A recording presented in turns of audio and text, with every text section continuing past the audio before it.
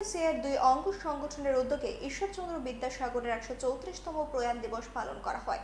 রাজধানীর বটতলায় বিদ্যাসাগরের প্রতিকৃতিতে পুষ্পার্ঘ্য অর্পণ করে শ্রদ্ধা জানান সবাই। প্রতিক্রিয়া ব্যক্ত করতে গিয়ে জাতীয় শিক্ষানীতি সহ রাজ্যের ভেঙে পড়া শিক্ষা ব্যবস্থা নিয়ে তীব্র সমালোচনায় মুখর হন যুব সংগঠনের রাজ্য সম্পাদক রামপ্রসাদ আচার্য।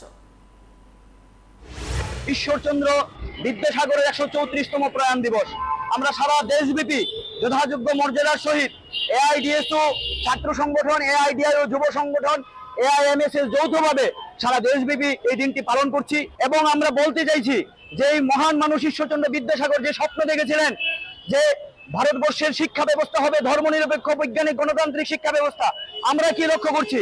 এই আজকের দিনে ২৯শে জুলাই ২০২০ জাতীয় শিক্ষানীতি ২০২০ চালু করেছে এনইপি, ন্যাশনাল এডুকেশন পলিসি।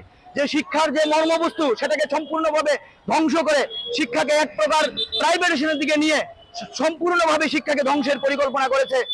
पंख मिल जाते हैं ख्वाब वालों को, आड़ते हैं जिंदगी सवर ले,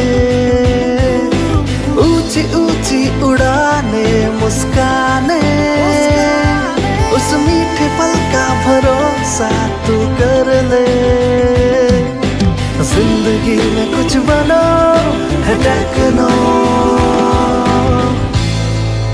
Techno College of Engineering, Agartala.